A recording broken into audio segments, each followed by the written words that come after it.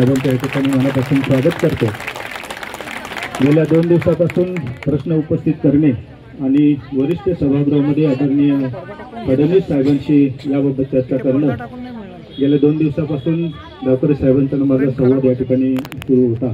आदरणीय डावकरे साहेब या प्रसंगी आपल्या समोर या ठिकाणी उपस्थित झाले।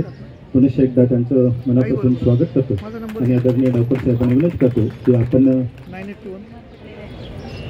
9815239 या ठिकाणी मी स्वातीताईंना आणि डावकरे साहेबांना एक विनंती करू इच्छितो की आमचं शिक्षण मंत्र्याकडे शिष्टमंडळ गेलं होतं, परंतु त्या शिष्टमंडळाला असं सांगितलं की तुमच्यासाठी 3 महिन्याची समिती स्थापन केलेली आहे।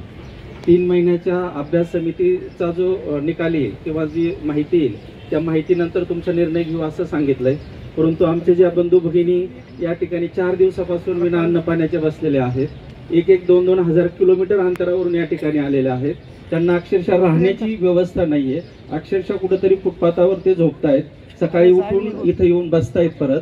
म्हणजे पुरुषांचं एक वेळेस मी मान्य करेल, परंतु ताईंना मी विनंती करेल की महिला या ठिकाणी एवढ्या समोर आहेत, या महिला रात्रीचा दिवस मुंबईमध्ये कसा करत असतील याचा एक विचार करून फडणवीस साहेबांना किंवा महाले साहेबांना जर आपण विनंती केली किंवा डावकर साहेबांना मी विनंती या ठिकाणी करतो की 2च दिवसात मीटिंग लावून या समिती जी नेमलेली आहे त्या समितीचा काहीतरी सकारात्मक शासनाला अहवाल सादर करून जर आपल्यामार्फत जर तो आला आणि आपल्यामार्फत ती विनंती फडणवीस साहेबांपर्यंत पोहोचली तर आम्ही ह्या सर्व जे बंधू भगिनी या ठिकाणी बसलेले आहेत या सर्वांचे आम्ही शतशः ऋणी राहू।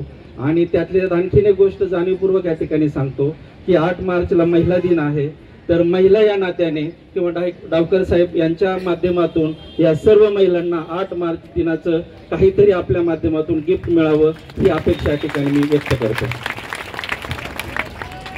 एक आमच्या मित्रांना मी सांगू इच्छितोय, खरे संकट मोचन आमच्या या समग्र कर्मचाऱ्यांचे आदरणीय निरंजनजी डावकरे दादा आहेत। अवघडातलं अवघड